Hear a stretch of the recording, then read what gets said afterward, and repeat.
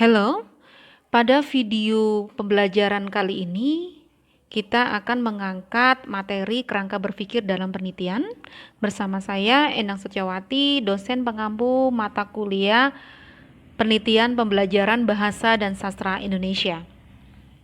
Pengertian kerangka berpikir.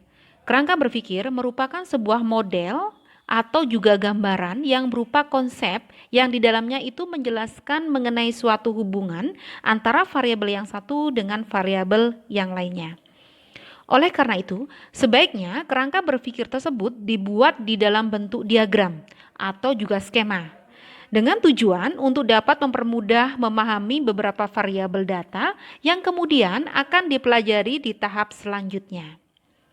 Oke, kita masuk pada langkah-langkah atau tahapan dalam menyusun kerangka berpikir, yaitu yang pertama, menentukan variabel yang lebih detail. Dalam menentukan variabel ini, terlebih dahulu yaitu judul harus sudah ditentukan atau dibuat. Kemudian, setelah itu, tentukanlah variabel-variabel data dari judul tersebut. Kemudian, tuliskan seluruh variabel data yang sudah ditentukan. Langkah kedua, membaca buku-buku hasil penelitian. Langkah selanjutnya setelah menentukan variabel, maka yang kemudian dilakukan adalah Anda harus membaca buku-buku dari hasil penelitian yang lebih relevan. Buku yang dimaksud di sini ialah berupa ensiklopedia, kamus, ataupun juga buku teks yang lainnya. Sedangkan untuk mempelajari mengenai hasil dari penelitian yang dibaca bisa menggunakan tesis, skripsi, laporan penelitian, jurnal ilmiah maupun juga disertasi. Langkah ketiga, deskripsikan teori serta hasil penelitian. Apabila membaca buku-buku dari hasil penelitian itu sudah dilakukan, maka langkah selanjutnya ialah Anda harus mengungkapkan teori-teori yang berhubungan itu dengan variabel data yang akan diteliti. Langkah keempat, menganalisis teori dan juga hasil penelitian secara kritis.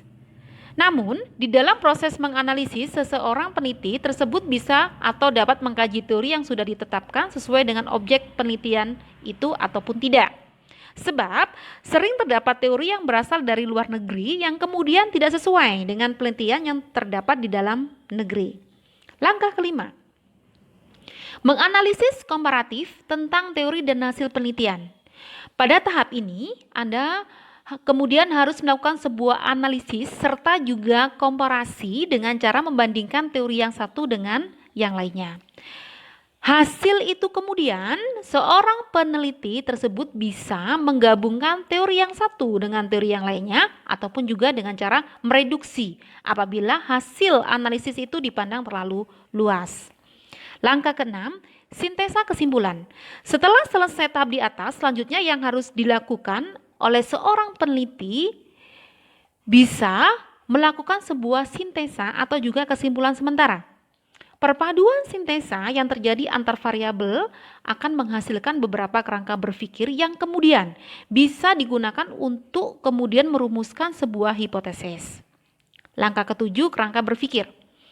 Apabila sintesa kesimpulan itu sudah dilakukan, maka tahap yang terakhir ialah Anda sudah dapat menyusun skema kerangka berpikir, diantaranya adalah kerangka asosiatif dan juga komparatif.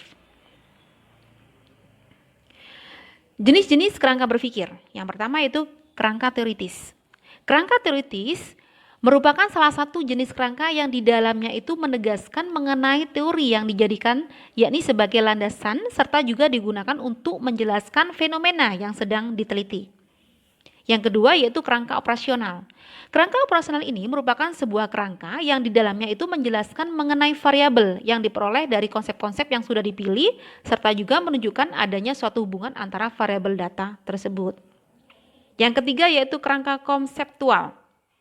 Kerangka konseptual merupakan sebuah kerangka yang di dalamnya itu menjelaskan mengenai konsep yang terdapat dalam asumsi teoritis, yang setelah itu digunakan untuk bisa mengistilahkan unsur yang terdapat di dalam objek yang akan diteliti serta juga menunjukkan adanya hubungan antara konsep tersebut.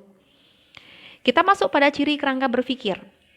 Yang pertama yaitu bisa dikatakan sebagai suatu pemikiran dari susunan instruksi logika yang telah diatur di dalam rangka menjelaskan mengenai variabel yang diteliti. Yang kedua, kerangka tersebut dibuat untuk bisa menjelaskan instruksi dari aliran logika itu dengan secara sistematis.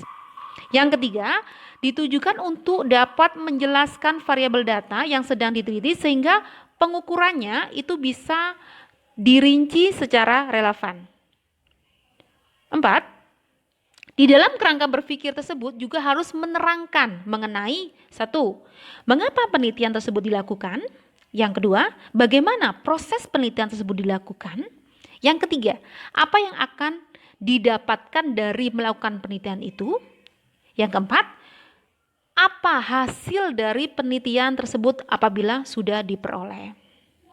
Sekarang kita masuk pada model kerangka pemikiran. Model penelitian korelasi. Gaya dari kerangka pemikiran penelitian yang biasa digunakan untuk model penelitian korelasi yang mana terdapat variabel bebas serta variabel terikat. Komponen utama dari kerangka pemikiran yang dikembangkan oleh Gregor Plensik ialah yang pertama, independent variables merupakan variabel bebas, yang kedua yaitu dependent variables merupakan variabel terikat, yang ketiga yaitu levels merupakan indikator dari variabel bebas yang kemudian akan diobservasi, yang keempat yaitu measure merupakan indikator dari variabel terikat yang kemudian akan diobservasi. Oke, berdasarkan model Plensik, komponen dari model kerangka pemikiran ini ialah yang pertama indicators, yang kedua yaitu purpose methods, yang ketiga objektif, yang keempat yaitu measurement. Sampai di sini video pembelajaran keempat ini. Terima kasih telah mengikuti dan menontonnya. Kita jumpa pada pembelajaran video kelima. Bye-bye.